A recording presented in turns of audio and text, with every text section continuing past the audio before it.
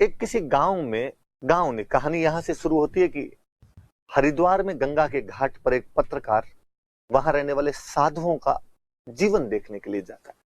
वो देखना चाहता है कि साधु कैसे रहते हैं, इनकी दिनचर्या क्या है, इनकी जीवनचर्या क्या है।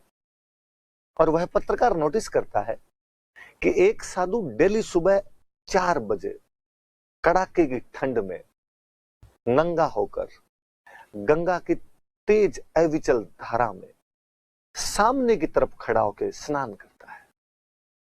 पत्रकार को बड़ा आश्चर्य होता है कि धारा के समानांतर नहीं बल्कि धारा के विपरीत मां भागीरथी के इस आंचल में ये बंदा डेली सुबह 4 बजे आकर खड़ा हो जाता है। क्या ऐसे ठंड नहीं लगती?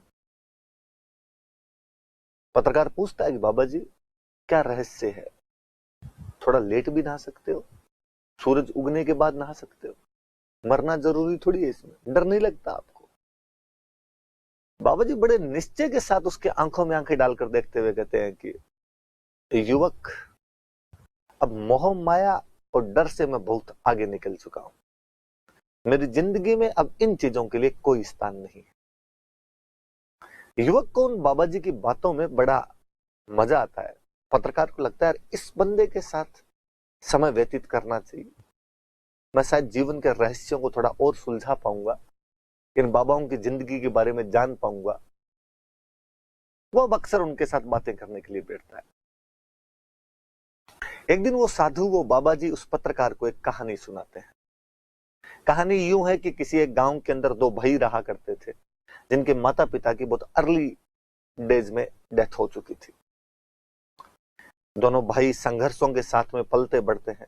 बड़ा भाई बेहद सहकुशल, व्यवहार कुशल, सदहृदय, अपने छोटे भाई के प्रति समर्पित छोटे भाई को पालता है।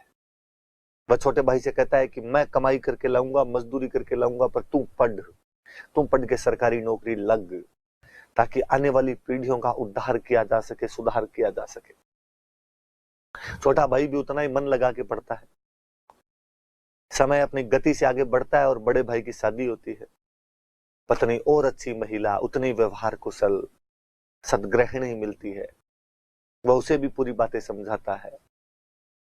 पति पत्नी दोनों मिलकर अपने छोटे भाई का बहुत ख्याल रखते हैं, पढ़ाई में ध्यान देते हैं। समय का कुचक्र कुछ यूं घुमा कि गांव में अकाल पड़े लगातार 2-3 साल तक। खेतों में खाने के लिए कुछ बचा नहीं तो मजदूरी कहां की जाए। कर्जा चढ़ने लगा, कर्जदार डेली मांगने के लिए घर आने लगे। बड़े भाई ने एक दिन रात को सोते समय अपनी पत्नी को कहा कि मुझे नहीं लगता अब इस गांव के अंदर रहना संभव हो पाएगा, वरना कर्जदार डेली आके पैसे मांग मांग कर शर्म से डुबो कर रख देंगे। क्यों ना मैं बाहर कहीं कमाने के लिए जाऊं, मैं देशावर जाऊं, दूसरी जगह पर कहीं कमाऊं जाके, ताकि कर्जा उतारा जा सके। मैं अब निकल रहा हूं, पर तुम याद रखना मेरी इस बात को कि भाई की पढ़ाई नहीं छूटनी चाहिए, भाई पढ़ना चाहिए। मैं तुम्हें हर महीने पैसे भेजता रहूंगा, इसकी पढ़ाई में कोई आंच मत आने देना तुम। और पैसे मांगने वाले आए तो उनको कहना कि आदमी चला गया, तो तुम्हें तो वो तंग करेंगे। वह रात को अपनी पत्नी को छोड़कर चला जाता है। भगवान बुद्ध बिना बताए गए थे और बड़ा भाई बताकर जाता है। दूसरे दिन जब मांगने वाले आए तो पत्नी ने कहा भाई आदमी तो घर से बाहर चला गया। तब तक गांव में लोगों की आंखों में इतना पानी जमा नहीं था। लोग इन बातों को समझते थे और उन्होंने कहा महिला से पैसे मांगने से तो क्या ही मतलब है, जब वो आएगा तब उसे लेंगे। शुरुआत के 2-3 महीनों में बड़े भाई ने पैसे भेजे। उसके बाद उसके न केवल पैसे आने बंद हुए बल्कि बड़े भाई की सूचनाएं मिलनी भी बंद हो गई। कहां है, कहां गया, कोई जानकारी नहीं। भाभी ने अपने देवर को पढ़ाने के लिए जो संचित पूंजी थी वो लगानी शुरू की। इतना यदि अधिक धन होता तो बड़े भाई को घर ही क्यों छोड़ना पड़ता। संचित पूंजी खत्म हो गई तो उसने अपने गहने बेचे, जो बर्तन भांडे थे वो बेचने शुरू किए। फिर लगा कि पार नहीं पड़ेगी, आदमी आ नहीं रहा है, इसकी पढ़ाई बंद नहीं होनी चाहिए, मैंने मेरे पति को वचन दिए हैं। वह खुद मजदूरी करने लगती है। हालांकि देवर कहता है कि भाभी मुझे मजदूरी कर लेने दो, पर वो कसम दिलाती है कि नहीं, तुम्हारे बड़े भैया कह के गए थे तुम पढ़ाई नहीं छोड़ोगी। पढ़ाती है, पढ़ा के नौकरी लगा देती है उसे। काफी साल बीत जाते हैं बड़े भाई के, अब तक कोई सूचना नहीं थी।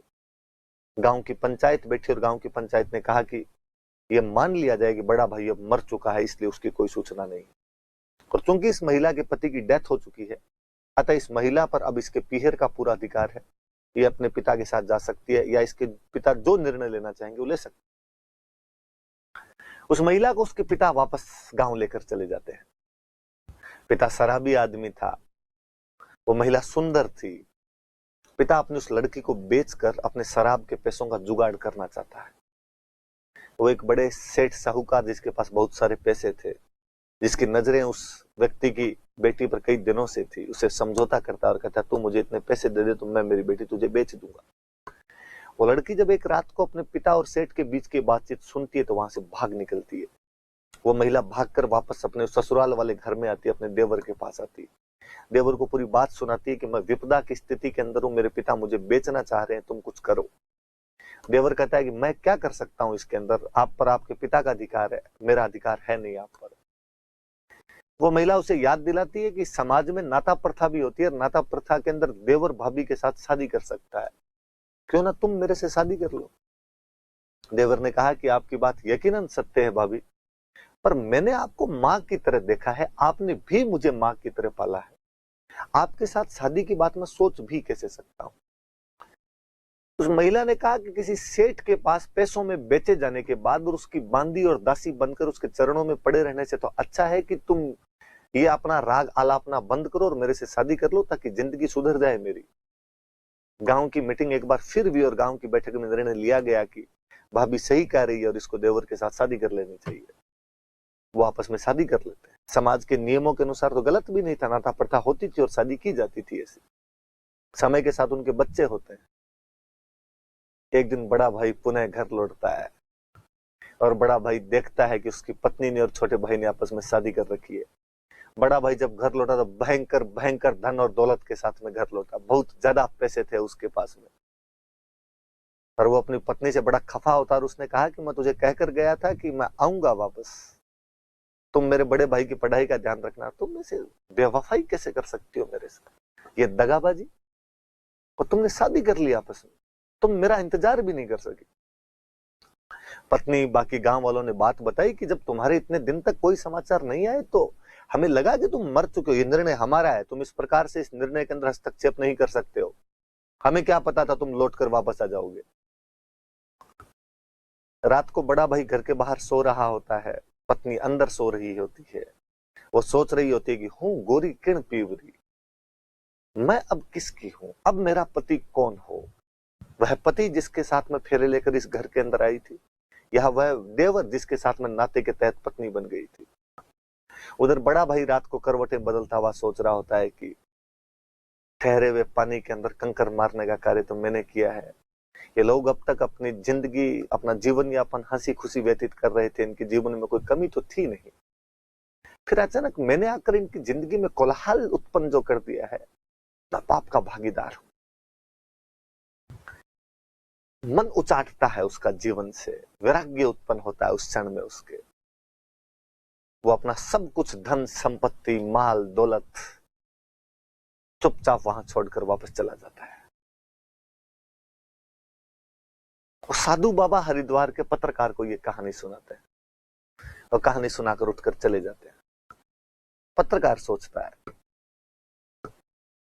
कि ये साधु वो बड़ा भाई तो नहीं, क्योंकि साधु ने बहुत शुरू में कहा था कि मैं घर गृहस्थी मोह माया डर से बहुत आगे निकल चुका हूं।